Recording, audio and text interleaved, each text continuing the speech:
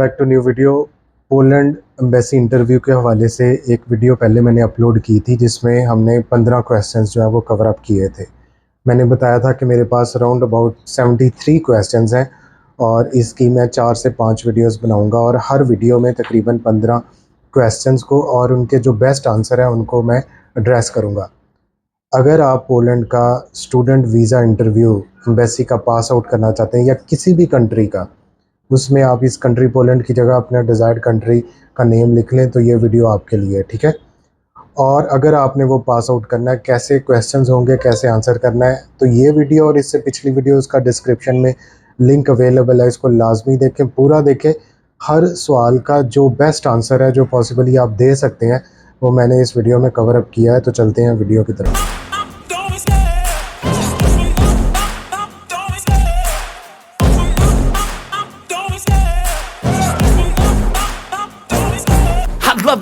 तो question number 16 है कि who was corresponding to you in the admission cell of this university.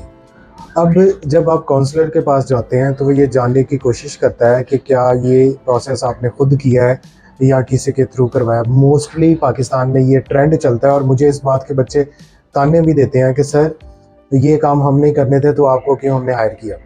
बच्चे क्या करते हैं कि सिर्फ कंसल्टेंट के सर पे ये डाल देते हैं कि आपने जो है ना एडमिशन, हमने आपको डॉक्यूमेंट्स दे दिए, अब हमें ऑफ़र लेटर देना है और उसके बाद आपने वीज़े की फ़ाइल प्रिपेयर करके देनी है। उनको नहीं पता होता कि उनको यूनिवर्सिटी की तरफ से कौन ईमेल कर रहा है, कौन उस चीज़ की ईमेल कर रहा है। तो ये चीज़ें इंपॉर्टेंट हैं जाननी आपको कि कौन उसमें आपको करस्पॉन्डेंस दे रहा है, ठीक है। तो जब भी हमारे बच्चे अप्लाई करते हैं तो उनको एक ईमेल आती है यूनिवर्सिटी की तरफ से उनके ईमेल आईडी पे, जहाँ पे जो एडमिशन सेल में बंदा जो इस चीज़ को प्रोसेस कर रहा है उसका नाम, उसकी डेजिग्नेशन और ये डिटेल्स लिखी होती है, ये आपको पता होनी चाहिए। क्वेश्चन नंबर 17 हो सकता है tell me about the admission requirements. अब काउंसलर आपसे ये जानना चाहता है कि आपको पता है कि यूनिवर्सिटी में एडमिशन के लिए क्या चाहिए। फॉर एग्जांपल अगर आप बैचलर में अप्लाई कर रहे हैं तो इंटरमीडिएट और मैट्रिक में कितने आपके मार्क्स थे, क्या कौन कौन से डॉक्यूमेंट सबमिट करवाए, ठीक है, और किस फॉर्म में सबमिट करवाए और कैसे स्कैन्स थे, अटेस्टेशन कहाँ से थी। तो ये चीज़ें आपको पता होनी चाहिए। इसी तरह मास्टर्स में और इसके अलावा पोलैंड में सबमिट करवाते हुए एक एलिजिबिलिटी स्टेटमेंट होती है जिसको आपने मेंशन करना है कि ये रिक्वायर थी मुझे फर्दर अपनी स्टडीज़ के लिए। क्वेश्चन नंबर 18 होगा tell me how you legalise the documents. अब यूरोप में कहीं पे भी यूनिवर्सिटीज़ जो है वो लीगलाइजेशन मांगती हैं। लीगलाइजेशन है क्या कि क्योंकि पाकिस्तान का उनके साथ कोई स्टडी एग्रीमेंट नहीं है और अभी हम एपोस्टाइल में एंटर तो हो गए हैं लेकिन अभी हमारे यहाँ पे प्रॉपर स्टैंपिंग उसकी स्टार्ट नहीं हुई। तो लीगलाइज एक ऑथेंटिकेशन है रिस्पेक्टिव कॉन्सुलेट से। तो इस हवाले से हर कंट्री जो है वो अपनी लीगलाइज डॉक्यूमेंट्स जो है वो प्रोवाइड करती है अपनी यूनिवर्सिटीज़ को। तो आपने उसका आंसर ये करना है कि जैसे यूनिवर्सिटी की रिक्वायरमेंट ये थी तो उसके अकॉर्डिंगली मैंने पॉलिश एम्बेसी में जो है अपनी अपॉइंटमेंट ले ली, या जिस दिन आप वीज़ा इंटरव्यू के लिए जा रहे हैं उस दिन भी अपने डॉक्यूमेंट्स लीगलाइजेशन के लिए दे सकते हैं। तीसरी ऑप्शन आपके पास होती है, अगर आपने डॉक्यूमेंट्स यहाँ से लीगलाइज नहीं करवाए तो आप पोलैंड पहुँच के पाकिस्तान जो एम्बेसी है वहाँ पे वार्सा में, उसमें भी जो है वो अपने डॉक्यूमेंट्स लीगलाइज करवा सकते हैं। फिर क्वेश्चन नंबर 19 होगा what documents you submitted during the admission process. अब जो चीज़ें पहले बताया कि एडमिशन के लिए कौन कौन सी चीज़ें चाहिए थी, तो यहाँ पे भी आप डॉक्यूमेंट्स को मेंशन करेंगे। उनके पोर्टल का बताएंगे कि उनका एडमिशन पोर्टल है, यहाँ पे जाके हमने डॉक्यूमेंट्स सबमिट करवाने हैं। तो ये चीज़ें इस हिसाब से आप लोगों ने मैनेज करनी है, आपको माइंड में पता होना चाहिए। फिर क्वेश्चन नंबर 20 आएगा how you paid the tuition fees. आपने यूनिवर्सिटी की ट्यूशन फीस कैसे पे की। तो अब इसमें आप या तो बैंक के थ्रू पे की होगी आपने, या किसी कज़न के थ्रू, या किसी के भी थ्रू। जो इसमें मैं डायरेक्टली स्टूडेंट जो है उनके पास ऑफ़र लेटर होता है वो बैंक में लेके जाते हैं, तो वहाँ पे बता दें कि मैंने इस तरह जो है वो यूनिवर्सिटी की फ़ीस पे की है। क्वेश्चन नंबर 21 आ जाएगा who is funding your studies. तो आपको जो फंड कर रहा है, अगर आपकी अपनी बैंक स्टेटमेंट है या आपके फादर कर रहे हैं स्पॉन्सर, भाई स्पॉन्सर कर रहा है, कोई कज़न स्पॉन्सर कर रहा है, कोई दोस्त स्पॉन्सर कर रहा है, तो यही वहाँ पे आप उसको बताएंगे, ठीक है। और उसका आपके साथ क्या रिलेशनशिप है ये भी आपने बताना है। How will you manage. Question number 22 आएगा how will you manage to pay your fees. अब यहाँ पे कुछ बच्चे कहते हैं कि जी वहाँ पे जाके मैं जॉब करके, नौकरी करके जो है वो फ़ीस बाकी पे कर दूंगा, यहाँ से मैं 1 साल की फ़ीस लेके जा रहा हूँ, पे करके जा रहा हूँ। तो ये एक रॉन्ग आंसर है। आपने ये बताना है कि आप सेल्फ फाइनेंस स्टडीज़ पे जा रहे हैं, आपके पास इनफ रिसोर्सेज हैं कि वहाँ पे जाके जो है वो आप अपना खुद से नहीं कोई या वहाँ से पैसे कमाएंगे, बल्कि आपके पाकिस्तान में आपने जो बैंक स्टेटमेंट शो की है ये आपकी रियल मनी है और पाकिस्तान से पैसे आपके अब्बा जी आपको भेजेंगे और आपके स्टडीज़ का सारा खर्चा जो है वो बेयर करेंगे, ठीक है। क्वेश्चन नंबर 23 आ जाएगा, will you work along with your studies. अब वो आपसे पूछना चाह रही है कि आप काम करोगे उसके साथ, तो यहाँ पे आपने कहना है कि नहीं, क्योंकि मेरा जो है वो सारा कुछ जो है वो स्टडीज़ जो है वो मैं उसमें 5 डेज़ अ वीक उसकी क्लासेस हैं, तो मेरे पास इनफ सोर्सेज हैं, तो मैं सिर्फ अपने पढ़ाई पे फोकस करूँगा। I am going there for education, so I will continue my education. फिर क्वेश्चन नंबर 24 आ जाएगा, what are the benefits of this study for you and for your country. ये एक बड़ा क्रिटिकल क्वेश्चन है, इसमें वो बच्चे का आईक्यू लेवल और उसकी मोटिवेशन देखना चाह रहे हैं कि अगर आप बाहर जा रहे हैं, क्योंकि वो पहले सीरीज़ में ये क्वेश्चन कर चुके हैं कि आप पाकिस्तान में ये स्टडीज़ अगर ऑफ़र कर रही हैं तो आपने यहाँ से क्यों नहीं ली और बाहर से, तो उसका आपने आंसर ये करना है कि बाहर की और हमारी क्वालिटी ऑफ एजुकेशन में फ़र्क है।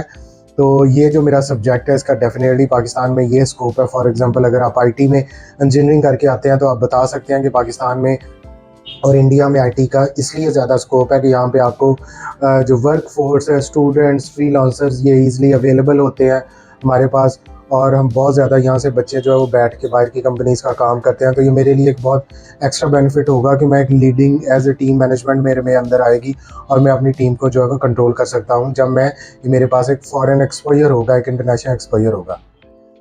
फिर आएगा question number 25, when will you come back to Pakistan. आप पाकिस्तान कब वापस आएंगे। तो ये एक बड़ा इंपॉर्टेंट सवाल है। जब आपकी डिग्री आपकी ख़त्म हो रही हो, अगर आप मास्टर के लिए जा रहे हैं 1.5 साल की डिग्री, अगर बैचलर के लिए जा रहे हैं 3.5 साल की डिग्री है, तो आपने वो लाजमी बताना है कि जैसे ही मेरी डिग्री ख़त्म होगी इस डेट को प्रोबेबली ख़त्म हो रही है और इसके बाद मैं जो है वो वापस आ जाऊँगा।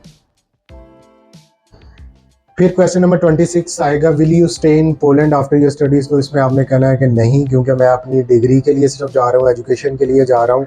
मैं वापस आऊँगा पाकिस्तान, पाकिस्तान में मेरी फैमिली है, पाकिस्तान में मेरे फ्रेंड्स हैं, मेरा सोशल सर्कल है, तो मैं डेफिनेटली यहीं पे आके रहूँगा।